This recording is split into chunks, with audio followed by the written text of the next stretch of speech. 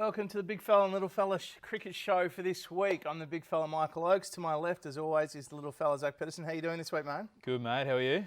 I'm excited. You know why? Test cricket is upon us, finally. We're nearly there. For me, it means the summer's starting. Okay, so we're going to talk a lot about Test cricket today. We're going to touch on our usual pathway stuff, including some standout performances of some really young players. We've got our special guest, Big Red, Liam Hatcher from New South Wales in. Little fella's going to be doing the blowtorch as always. Our discussion for this week, as I said, we're going to talk all things Test cricket. So let's get underway, mate. Test series is upon us. Yeah, I think you hit the nail on the head. It really is the start of the season, isn't it? I mean, I know we've had a lot of WBBL and it's been really good. We've had the Marsh Cup and other bits and pieces of the tour games. But you're right, when this first ball gets bowled together, cricket's back. Seemed like they were, I won't say doctoring the pitch, but JL riding on the riding on the roller last night, taking notes. It looks like it's going to be a typical bouncy Gabba wicket. Yeah, which is really exciting and really good to see. And I'm really glad that we're going back to the Gabba as the first test. I think that's always been, growing up for me, that was always what you expect, the first test at the Gabba. So really good signs. Interesting, you know, Pakistan haven't really had a lot of success over here in the last 24 years. So going to be an interesting start to the test. Are they going to play some of the young kids, given those young bowlers that we're seeing so much and hearing so much about, given the bounce on the Gabba wicket? Are they going to blood them? Yeah, I think they have to. I mean, haven't brought much else over, have they? They've been impressive in that tour game, or in both tour games. I think we've seen enough signs. I think a lot's going to be on Mohamed Abbas. I mean, he's not as quick as the other younger boys, but he's just Mr. Consistent. I guess Peter Siddle, like you'd say, hits the deck. Patrick Gabba birthday style. Well, you know what? I'm not totally against that. As bad as that sounds. The big key for Pakistan is going to be Yasir Shah. I mean, last time he was here, he really struggled in the conditions, but he's put a lot of time and effort into his red ball cricket, and I really, really hope that he goes well, because if him and Mohamed Abbas are up and about, these kids will be able to flourish. Whereas I can see it also going the other way, where if they're not on, then the kids are going to do a lot more work than what they should have to and not be protected. It could be a very long few days in the field for the Pakistanis. It's been a long time since Australia have lost a Gabba test. I think it was something like 30. Yeah, it's been a while. 30 years or something along those lines. As usual, the usual debate about who's in, who's out. A couple of interesting picks. How do we get here, mate? Australia A. Geez, what a fizzer that was. Yeah, just a non-event. Couldn't have gone any worse, could it? No. In terms of us trying to figure out who's going to play in the test side anyway. Yeah, it was disappointing, wasn't it? And blokes sticking their hands up and whatnot. I mean, no one did. No, it was literally like, you know, who wants to play for Australia? Not me. Not me. I'm off to the pub, yeah. Disappointing. Yeah, I mean, I don't think we've gained a great deal. Nothing. I think that... Big gain, Cam Bancroft coming back in, that was it. Yeah. Making 49, and what, to come in at 6 or 7? Yeah, 6. Yeah, that, to me, I mean, good on him. Home wicket, probably should have. But coming in at 6 when the carnage has already happened, you know, Pakistan's probably took the foot off the pedal a little bit, allowed him to score those runs. Not taking away from it, but I'm not excited. Yeah, I mean, again, it's something you look at here. Obviously, he's been included in the test squad, and probably off the back of that, because really he hasn't done a great deal, has he? I mean, look at his shield stats; they're quite poor. I don't think he's got a 50. So, yeah, interesting one, Bancroft. Khawaja looked okay in the second innings. Is he done? Very well could be. Yeah. It's the same old. You know, you look at the way he bats and the way he goes about it. There's just no energy about it. There's no intent. With his batting, it's all very relaxed and very casual, and I just even watching the other day the Marsh Cup, just a very relaxed innings, and it was just almost like he didn't care, and he was just happy just to do what he needed to do and walk off the ground, and that was it. So maybe Rexona needs to do another act, because he did look genuinely excited in those commercials. So Rexona, if you're out there, bring Uzi back. Some pretty. I guess it's modern cricket these days with the challenges that young cricketers face. So, you know, Pattinson and Pukovski making themselves unavailable. Look, we respect that massively. It is what it is. I don't think we need to go into that at all. It just is what it is. It's sad. I was a big one on Pukovski getting a shot. But if he's not ready, mate, it's not the time. And no point, he's so young, no point in putting pressure on himself now to perform at a higher level when he's not ready. So, mate, take your time, get back stronger than ever. Bowlers, I mean, Nisa, he was a standout. Yeah, I mean, look, Joe Richardson was okay. Yep. He bowled quite quick and got a little bit of movement. I think the best of Riley Meredith is going to be extremely good. but it's going to take time. He's not ready yet. You can see his Yeah. consistency isn't there. He went to the bouncer one too many times for me. Sorry, Warnie. He Good was shout. one of Good Warnie's shout. boys. Yeah. And Sean Abbott probably was a bit off too, but he did probably have to play that third, fourth kick role where he's just bowling at the bad times, at the wrong end, doing the hard yard. So, look, Nisa was good. Nisa's banging the door down, admittedly, but you just, I mean, how does he get a game? No, he's not going to. Unfortunately, he's not going to. Yeah, He sort of falls in that bracket where there's been some great Australian bowlers over the years who have just been that fifth. Yeah, you look at fifth quick. You look at Copeland, you look at Jackson Bird. Jackson Bird's probably a classic one. Michael Nisa fits into the same. Jackson Bird's probably played the least cricket out of anyone because he's been dragged on so many tours and just hasn't played. All-star net bowler, just hasn't had the opportunity. Yeah. Which for me would be frustrating. So what we thought we'd do today, the test squad has been announced. It's going to be up on your screen now. We're going to dissect the bats. The little fella's going to take us through the bats, and I'll take us through the bowlers and give our probably unimportant opinions, but we're going to give it to you nonetheless, mate. Who's first of all, take us through 1 to 6. Who's batting? So, well, it's been confirmed, the lineup. So obviously Dave Warner's going to open. You think in Australia there's no dramas at all? I mean, obviously I know he had a tough time in England in the Ashes. Tough is actually a compliment. Yeah, well, it is, isn't it? Yep. Over here, though, I got every confidence he's going to absolutely dominate and get on top. Yeah, I agree. Joe Burns is going to partner him, which, again, off the Australian A results and even the Shield form, you probably are a bit concerned if that's our other opener. It's set up for Joe. Garbo wicket. Yeah, he's made runs it's his own there. deck, which is fine. And he played well here last year. So I thought he was stiff not to be included in the Ashes. Oh, agreed, yeah. So I'm glad he's got another opportunity. Marnus Labuschagne, this could be the summer that really makes him and he cements his spot as an Australian you don't cricketer. think he's cemented yet? Mate, for me, he's concreted. Not for the next 10 years. Yeah, really? Not for the next 10 years, Jeez, no. That's heavy hitting, mate. I think- No one else has outperformed him recently. Yeah, I think he needs to do something here. Okay. He needs to have a big summer. If he has a big summer, he'll be a lock for 10 years. If he doesn't, well, he could be out by the end of the summer. Yeah, fair call. Obviously, look, Stevie Smith's a lock at 4. Nothing's going to change there, and you wouldn't expect it to. Interesting to see if Matty Wade goes 5 or 6 with Travis Head the other. So, I mean, my thought would be you leave Wade at 6 just to really kind of give Head an opportunity at 5. Yeah. And also, older, I feel a bit safer with Wade at 6. Older Head, now that's nothing to do with Travis. Matty Wade is the older Head, more experience. He can sort of be that anchor at the other end, but can really attack if he needs to. Yeah, and in better form as well, you'd have to say. So, look, I think Head, again, a little stiff, not to be real. He probably didn't excel last summer or in England, but, I mean, yeah, I think he's good enough. That's right. And rounding out, as we've heard, Bancroft will miss, and Timmy Payne will bat again, and he's actually in not bad form.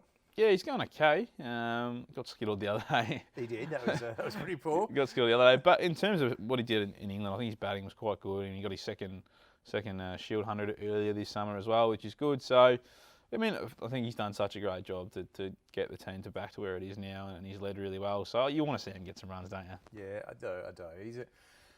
You got a feeling it's the last hurrah for him. You know, Yeah. We've heard whispers he'll go through this summer, play well. Then the focus really switches to T20 cricket after this, and the Test stuff goes out the door. Does he finish on a high note with a 6-game series win for Australia, 6 Test series win for Australia this summer?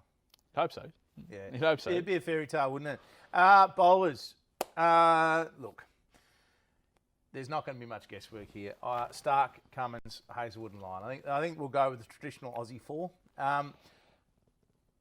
I think Stark deserves it, but we know what happened with Jimmy Pattinson. We'll touch on that a little bit later. For me, I would have gone Stark, Cummins, Pattinson line. Yeah, that's different, leaving the half. It is, and it's nothing against him and nothing against what he's brought to the table, but Jimmy Pattinson brings that raw fire and that aggression, and that can shake some of these subcontinental teams up a little bit.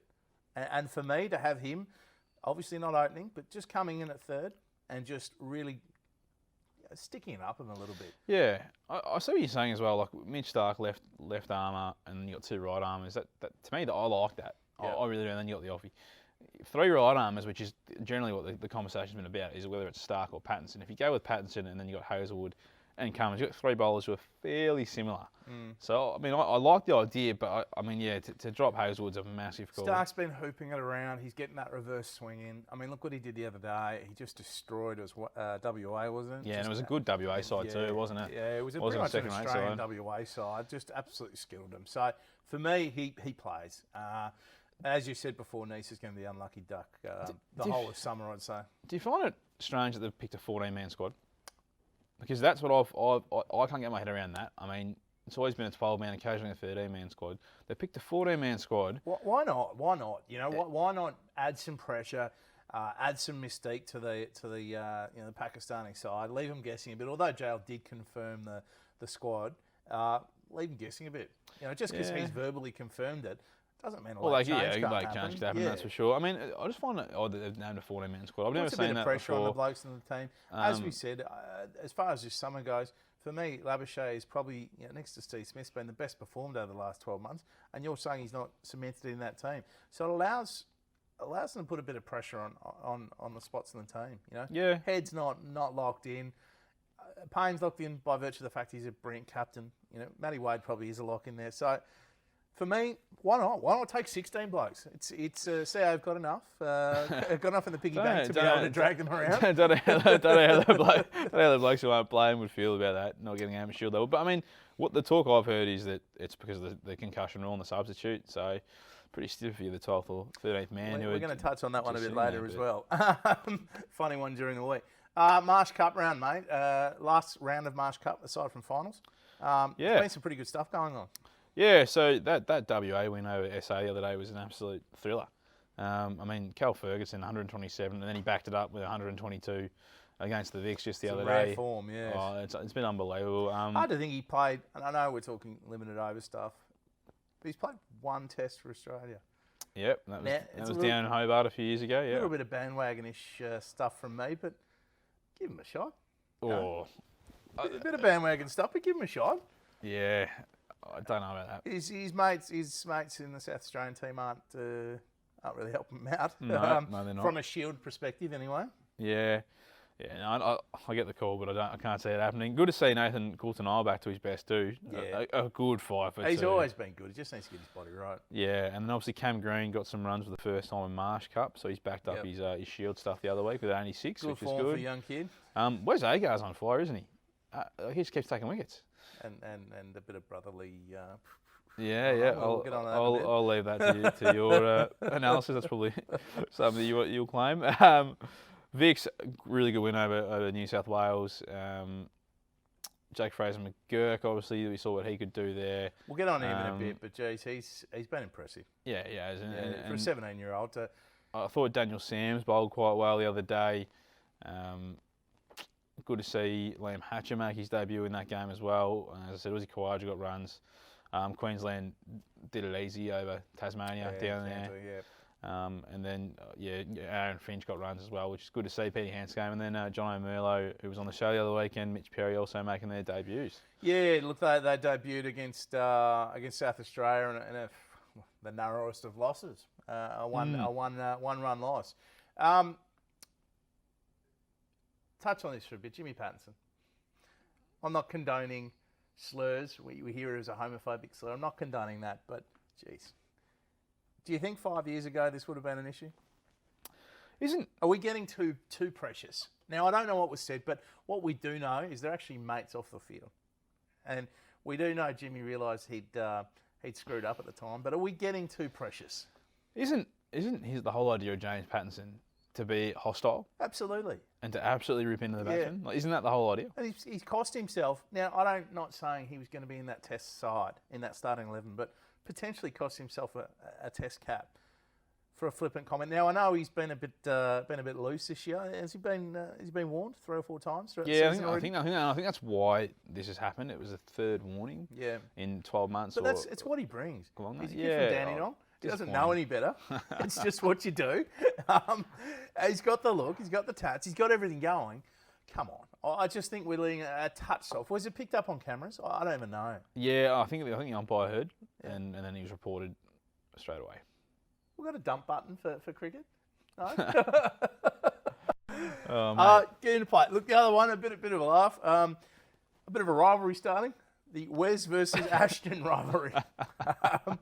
For those of you who don't know, actually take us through it, mate. Well, obviously, Wes is a South Australian bowler. Yep. He's and Ashton is a WA bowler as well, I guess. And Wes was having a hit. Yep, stick in hand. Yep. And absolutely whacked one at his brother. And straight through the hands, bang. Straight into the snoz. Out goes, Concussion, stitches, the works. out goes Ashton. And it wasn't a look of worry on his face. He was chuckling. So, Probably not the first time it's happened. I'm sure it happened in the backyard. Sure there was a going backyard, taping incident or something. But good to see. Good to see a bit of fun coming out of cricket. Probably not so good for Ash. I reckon he's still probably a bit sore, and that nose shape won't have helped. I can't talk myself, but yeah, but a bit of fun. But we're going to go on. We're going to talk about some pathway stuff. There's been some really exciting stuff. We're going to start back with the CA11 team that will pick to play Pakistan. Now, once again, there were calls that this game was just a good warm-up for Pakistan because, geez, they took to the CA11 bowlers.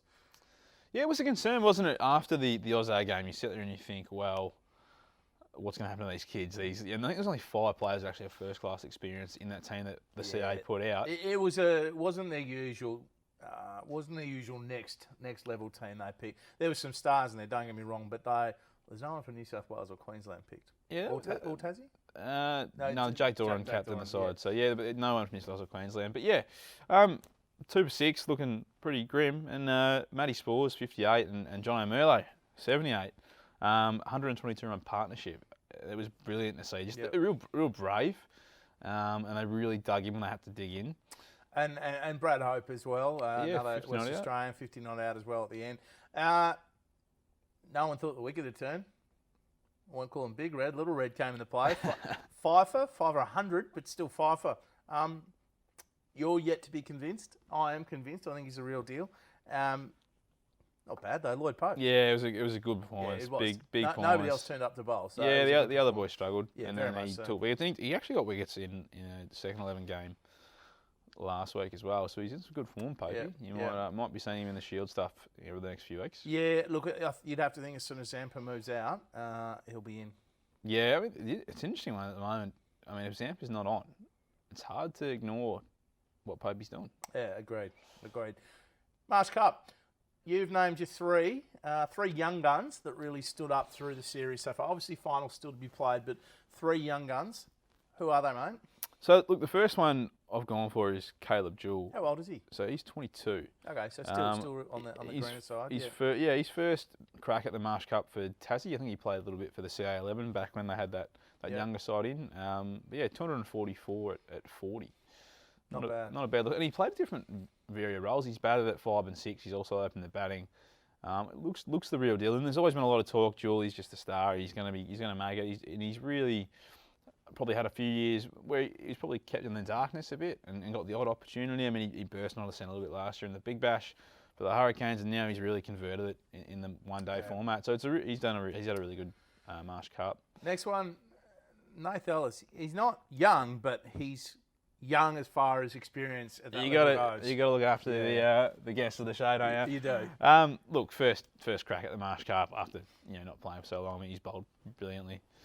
His change-ups are good. Interesting, I was watching him the other day, and I just actually thought he bowled a slow ball early, and it was a really good out of the back of the hand. No one really, I think the batsman really struggled to pick it up, but then he went to it probably time and time again, and I think Bryce Street might have put him away a few times. So you can see he's got variations, but I think he needs to probably learn not to bowl them all the time. But I mean, that'll come with first-class experience. He's one of the top. He's in the top 5 wicket takers for the comp. So for me, he's been an absolute star, and he's definitely one to watch for the future. Last one, Matty Jokes. Look, He's a bit of a different cat we hear off the park. Yep. He certainly goes for broke, doesn't he? He doesn't leave anything to be unturned. I mean, 139 at 34. As I say, backs himself from ball 1, has a crack. He's going to be a good player for a very long time. It's interesting. New South Wales have 3 or 4 of these blokes who are explosive bats who can also keep as well. So it's an interesting dynamic they've got. Yeah. Larkin. Yeah, not Nick Larkin. No, so Burtis. Nick Burtis also keeps as well. Yep. And obviously you got Neville on the side. So it's an interesting one with Matty Jilks. He's kind of overtaken a lot of talk about Jason Sanger in the past. and very much Paramu so. Pal and Arjun. I mean, Arjun's been good as well, but I mean, to me, Matty Duke's going to come from behind and leapfrog these guys. Yeah. So it's been interesting. We have to touch on a young player who made his Shield debut, made his Marsh Cup debut, 17 years old, 50, and then a 41 in a narrow loss against the South Australians. Mate, Jake Fraser-Mcgurk. Take us through him. No, he's unreal, isn't he? He just plays his shots. There's no fear, and you keep hearing the term. He's extremely confident, but he's not arrogant. So everyone's very quick to defend him and say, he's not arrogant. Vic's throwing their arms around him. He's confident. Yeah, it looks like it. They all seem to be getting around. He nicknamed the Rooster, from what I've heard. Oh, it was the Gherkin. No, I think they had a poll up, didn't they? There's some silly name. Interesting. Sort of read a couple of things that he's sort of your shy type, and you let the big dogs talk. Yeah, okay. Yeah. That's good. That's good for it. That's good for a young kid, I guess, when you've got some pretty big personalities in that dressing room like Finchy and that. But, now, I'll be blunt, mate. I said the Vics are they're just blooding one. Get one in when we've got a few boys around, and let's get one in and see how he goes. But Henry Lynch, chairman of selectors, Victoria. Well done, mate. It was a good call. Yeah. Good call. He's done well. I mean, what did he do? He didn't put a foot wrong, really. That's right. And it's good to see after that debut game, and they've also brought in Merlot and Perry. Yeah. They've also played Xavier Crone, who's played a little bit before, but he's also another young guy. I think they had, and Will Sullivan as well, who debuted in the same game. Real next generation for Victoria. Yeah. Now, they've got some. I mean, the Victorian team are not old. No, they got rid of Cam White. six guys under 23 in that side the other day. So it's good signs for the Vics. They're really competitive. But no, Fraser-Mcgurk, really, really exciting talent for the future. Welcome to the show, New South Wales Blues player Liam Hatch. Hatch, how are you, mate? Good, boys. How are you? Yeah, very well, mate. Very well. Take two on this interview. Little fella forgot to press record, so, mate, thank you for your time once again. Mate, it's been a huge month. 21 wickets in 2 games in second 11 cricket. The Blues still said, too bad, mate, wait your turn. But they did say, come and join us at the Marsh Cup. Mate, you played the last 2 games. What a thrill. Take us through it. Yeah, it's been a good couple of months. A couple of wickets in the second 11 games. Haven't quite got a win yet, but I'm sure they'll come. But personally, it's been really nice. Ball's coming out quite well, and then got myself into the last couple of Shield squads and the last couple of Marsh Cup games. So just to be around the boys finally after a long pre-season. It was especially with the Aussie boys around the Shield stuff was awesome. The last couple of games in Melbourne and Tassie were awesome. Mate, debuting on the G, what was that like? Yeah, it was a little bit weird. It's such a massive ground, it's like a big coliseum in there. A little bit daunting at times if you let it get to you, but it was good because we had a lot of guys there that had played before, so it sort of made it a little bit easier dimensions wise and that sort of stuff. What the wicket was like, certainly different to what I'm used to playing on club cricket and second 11 all that sort of stuff. So definitely, mate. I reckon when you smoked that last one, that second last ball in Sydney, that would have been 6. Absolutely. Even on the other side. As far as I can hit it, mate. You hit it well. Now, we have heard you've been talking your batting up, mate. Heard it from a good source in your own team. Take us through it. Who's piping up about that, mate? Yeah, Hughesy, he stitched me up there. He asked me why I was number 7, and it's 2 reasons. It's my first ever nickname was Sean Pollock, and he wore number 7, and then Joey Johns, Knights legend. I'm obviously a massive Knights supporter, as you boys know. Yep. That's why I wear 7, and he heard me say Sean Pollock was my first nickname, and he's just run with it, telling everyone that I said I'm Sean Pollock, I'm bat like him. Well, that's got to run on national television, mate. That apparently you said you can hit him. I can hear it during our batting innings. Well, mate, what we'll do is at the back end of the season, with this being the biggest show that Channel 7's putting out at the moment, the back end of the season, we're going to give you right a reply, mate. We'll get you on there. You dig some dirt up, and you can fire back in due course, mate. We'll make sure it's a good one. Absolutely. You, mate. Thank you about that. Mate, rumour is you don't mind having a bit of a chat on the field, telling people how good they are or lack of. With that in mind, your wickets that you've taken the Marsh Cup, 3 against Tassie. one against the Vicks. What was your favourite? Obviously, the first one's up there. That's pretty special on the MCG. But played a lot of cricket with Caleb Jewell, so to get him yesterday, I played a lot of under-19 sort of stuff with him, and we were quite good mates. So to get him, that's pretty sweet as well. Now, mate, you said off air there was no, you didn't give him a send-off. You're too excited by it. Did you fire him a text later or something, mate? No, I haven't. He asked me about my batting when I went out there when we were in a bit of trouble. But that's about as far as we got. I was too busy carrying on when I got him out to say. Given the scoreline in the end, I probably think you didn't have too much ammo to fight back. No, you can't say much from the position we were in. But I'm sure next time I come up against him, I'll have a little word. Now, a good mate of yours in Garuna Sandhu, obviously played at your grade club in Sydney at Fairfield. Tell me, mate, surely you got anything about that run out there? That was atrocious. Yeah, it wasn't his finest moment. I don't know what he was thinking. He was out in the ground yesterday, giving the boys a drink, and I asked him about it. He just turned around and ran away. So he didn't give me much, but Alan Border said he should. It was good to see him score some runs, and then as soon as he got to 50, he just switched off once he got to 50, and he cost himself. He forgot the basics of cricket. Not his best. Alan Border said he should uppercut himself. He can. I'd like to see it. Mate, as we said before, it's been such a long wait for you to get in, and given the New South Wales line, I mean, deepest talent pool in Australia, but just in your team, mate. I mean, you take, first of all, you've got players like Trent Copeland who'd be playing representing nationally in any other country. You've got old mate who took 10 the other day. Harry Conway couldn't get a game, and then took 10 wickets and got dropped. A couple of Shield games coming up, mate. Are you holding out some hope? Yeah, there's a bit of hope there. Couple of games on some flatter wickets, so we'll see what we can do. But yeah, like Harry took 10 in the first game, and then got dropped when all the Aussie boys were back. It's a bit of a bizarre situation that we get ourselves in, and it's a good problem to have in a way that you have so many Aussie players, because when they're back, I mean, you've seen what they've done early doors in the Shield comp. So we're 4 from 4, flying on top of the table. So it is good to have him, but yeah, it does bump a few blokes back. But I'll just wait my turn. Can't really be angry that you're not playing when a team's 4 from 4 and flying how they are. So. No, that's it, mate. We definitely hope you're going to be in sooner rather than later to get the first taste and get that baggy blue. I know you've wanted since you were a much younger kid. Exactly right, yeah. And it'd be good if you could get a game with your good mate Copes. Yeah, Copes. He's my golf buddy at the moment. I play a lot of golf with him. So, I think the Adelaide game he went to 4th on the Blue Shield wicket-taking list. So.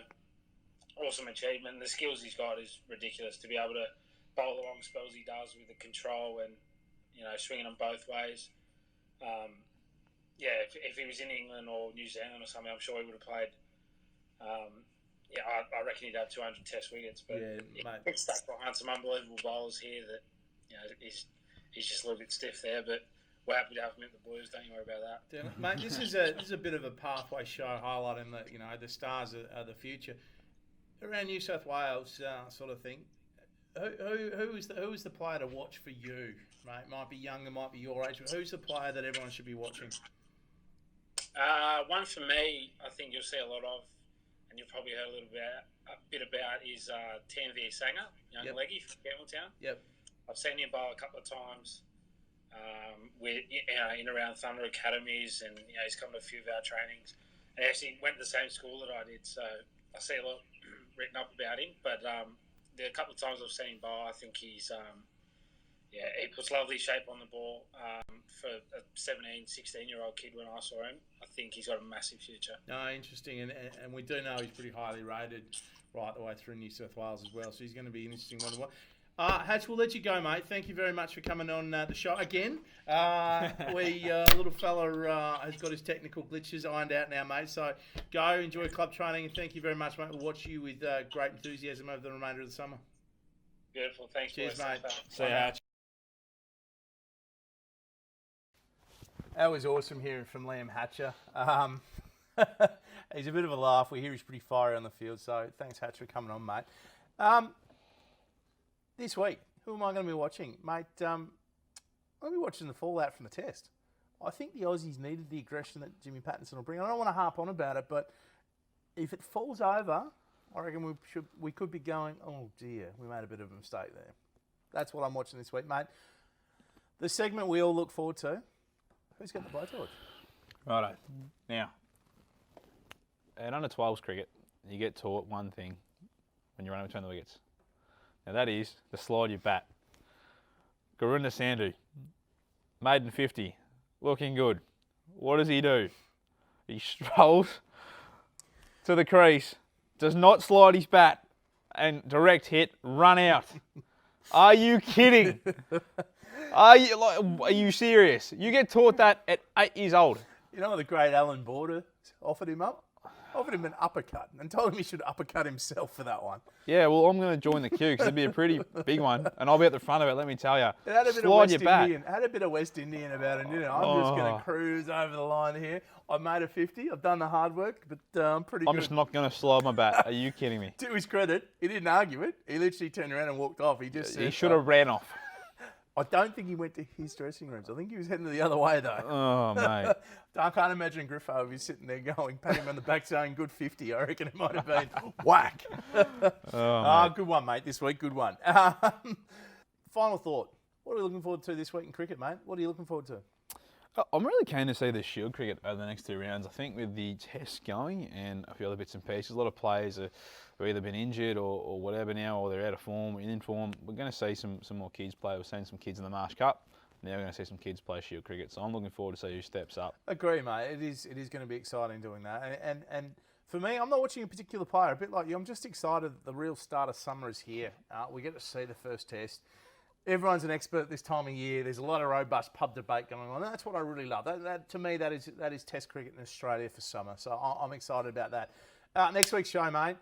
Of course, we're going to analyse the test. Hopefully, the Aussies have a win. We're also going to look forward to the Under-19 National Championship. It's going to be played in Perth. It's over 10 days. Exciting format.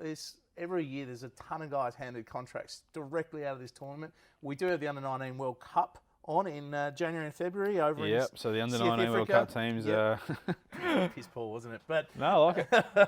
I might do the whole show in a Tony Gregg accent next week. And we're also going to look forward to the Big Bash, which is just around the corner at all. Mate, thanks for joining us this week, as always. Guys, you can catch us on our YouTube channel. You can download our podcast. You can also visit our website, bigfella.littlefella.com.au, bigfella.littlefella.cricketshow.com.au. Bigfella.littlefella.com.au. Anyway, Google us, you'll find us.